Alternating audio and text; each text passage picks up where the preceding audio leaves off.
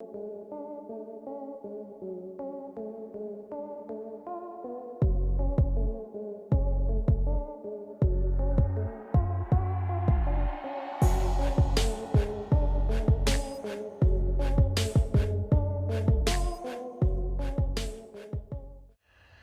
you guys, so Marc Warnke here. Today I'm going to talk about how Trisha and I are trying to survive on the homestead with both animals and kind of agritourism. So we have been here now almost 6 years, and when we began, our payment structure was much lower. Now it's much higher, so our monthly nut is really difficult. We pay $8,000 a month in interest on this place. And so trying to figure out how to have 44 acres, 22 minutes from downtown Boise, pay for itself. One of our greatest commodities is not necessarily animals. It's that we have a beautiful piece of nature 22 minutes from downtown Boise, and that's what people are looking for. People are looking for a place to go find a community, hang out, be with animals, be in nature.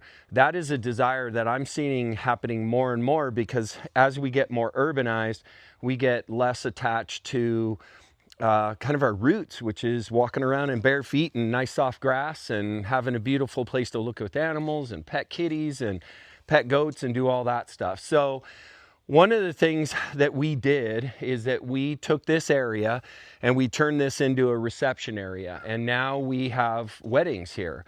The first year, last year, we had 3. This year we have 9.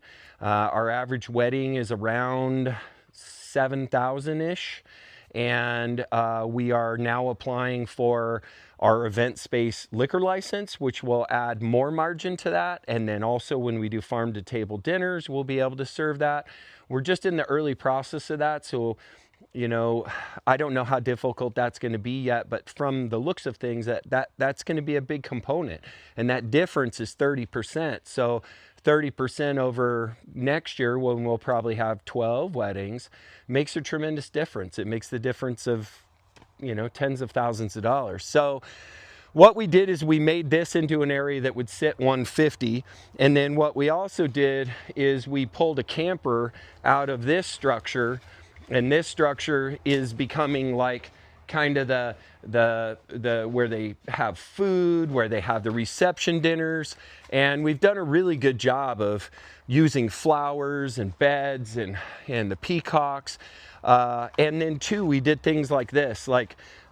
This was our skidster tire, or our skidster tracks. And instead of filling landfill, we made a really beautiful flower planter out of it. And that's cool. We have also done 2 different ceremony spaces, because the space I showed you up above was all for kind of the receptions, farm to table dinners, even small concerts. And then because we have a max of 150 guests, and then the other component is events. Now, we've done one event, and the event itself, to have people come here, use our space to put on teaching, learning, yoga retreats, those sorts of things. The one event we had was actually our most profitable. So we really need to keep going down that event space, and people are looking for outdoor places to do that. The other thing that we're doing is trail rides. So Trisha runs her horseback riding operation, both lessons and trail rides, and that's been a difficult thing to get off the ground. It's been hard to build customers, and now we have a Google AdWords strategy that is bringing those customers, and we've kind of gone in the last month or so from 2 rides a week to 2 rides a day, and that is going to massively increase our bottom line. I mean, I anticipate during the summer we'll be making $4,000 to $6,000 a month off of trail rides. We also have the B&B, and the B&B is in its 3rd year now and is doing very well. We book a lot of stays, mostly during the summer, And those are quite profitable between us taking care of the house cleaning. And again, it's all hands-on. It's all just us. So we have to be the fulfillment. But to kind of pull back to the wedding space, so the monetized structure, let me finish with the wedding space in a minute. The monetized structure is B&B, raw goat milk, which raw goat milk, we're now up to about 60 customers. And 60 customers is where our supply is meeting the demand. And so we have customers that just come in and self-serve. And like the other day, I went up to the refrigerator, our freezer, it had only been 4 or 5 days since I checked our cash pot last, and there was almost 500 bucks in there. So in my estimation right now, I think we're probably making 3,000 to 4,000 a month in raw goat milk, but it's not year round because we don't hold our does over. So that's a nice one. And because of the wedding space, 150 people coming in here, every other weekend during the summer, farm to table dinners, horseback rides, raw goat milk. The great part is when people come to Ripple Ranch for any of those, we can cross market them into the other verticals and be able to translate a horseback rider into goat customer and a goat customer into a B&B stay. And then, of course, I have the largest pack goat breeding facility in the country, and that is a massive portion of our revenue. That's what we've been relying on up to this point, and luckily that still continues. But I got to be honest, that the springtime is starting to really wear me out. We're raising over 100 babies a year. We're kidding out 40 ourselves here. Plus milking. So we start in March, and really we just finished the last of the babies. Right now it's July 14th-ish, and we are just kind of coming up for air. And that looks like 13 hours a day, 7 days a week, crew of 3, me, Trisha, and our help, all piling in, working crazy hours. And yes, that's what produces about 40% of our income on the ranch. We're trying to accentuate it with this, so we're not so getting our butts kicked in the spring, because every time this time of year, I just got no gas in the tank. It's been a while. So I'm grateful for it, but I also have to recognize how much energy I have to put out, and it has to equate to enough money value, money energy to be able to kind of replace that. And that's what we're still working on, is kind of a work-life balance, which honestly, I don't have one. We're here all the time, and I love this place. But again, it's almost like the golden handcuffs. Beautiful place to live, but I can't leave. So this is back onto the wedding space. This is one of the beautiful spaces where people can get married here. And this space holds weddings of about 70 to 90. So it's a smaller reception. Each creek is on the inside. They're getting married at the confluence of 2 creeks. This is a very powerful place on the ranch energetically.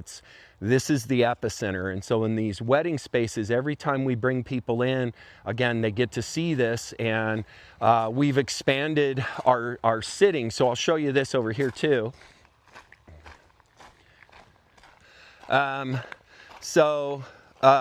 This space right here, I created because all the wedding and the music and, the kind of the party afterwards is out here. Now, I do need to let you know, we have a pretty strict policy here with our weddings for noise. So we don't let them crank up the music, and we don't really encourage DJs at all, because they always like to yell in the mic, and we had a few of that last year. We've had none of that this year. And when that mayhem is going on, people like me who get kind of out of sorts being in that chaos, I always want a quiet place to sit on the edge. And I want to visit with Uncle Fred, and I want to talk with him where he can hear me and I can hear him. And this space is made for that. And this is in the shade in the evening. It's a beautiful space. And then I'll show you this too. This has been pretty cool. We created our first trail through the forest. So this goes all the way up here. This trail's about 150 yards long, goes in at the end, and at the end, it's like this canopy of trees. It's this really beautiful thing. And this was an easier place to create the trail. My other patch of woods on the other side is much bigger. So we're going to be able to snake a trail through that one. And now we've created enough riding space where the riders that come can have a full array and not ride the same trail once and have an hour-long trail ride on the ranch. And that's really beautiful, because then we're in control of, you know, our rights to be able to do it. As soon as we go onto public land, it becomes about permits and everything else. But here on the ranch, we've figured out a way to have an hour-long horseback ride that's beautiful with lots of complexity on 44 acres. And honestly, we don't use 30 of it. We do it all down here in the bottom. We don't ride riders up on the mountain. It's all down here. So we really get it done on about 8 acres, 8 to 9 acres. But we're using our terrain and getting creative, and riders love it. Again, the city folk from Boise, we love having them out and fill them up with a cup of love and send them home with more love to contribute to the world. That's our whole thing. So this space in the future, we're not quite sure what we're going to do here yet, but I needed some dirt, and I harvested dirt out of that, so I kind of made this in. And these are all wildflowers that are coming on now. This was bare dirt about 3 months ago. And then this is really one of our crescendos in the weddings, is that this is our wedding meadow. And what we've done here, this is where the brides and grooms come down, and then they have this amazing view down the valley.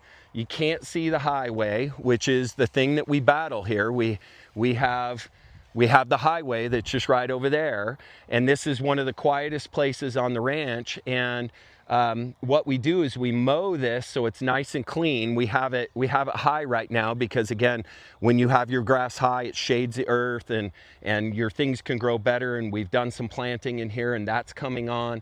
So this space has ended up being just incredible. And we did an additional thing on the last wedding where the couple paid for horses to be in the background. So they had 4 horses right behind their wedding. And I got to tell you, it was super beautiful.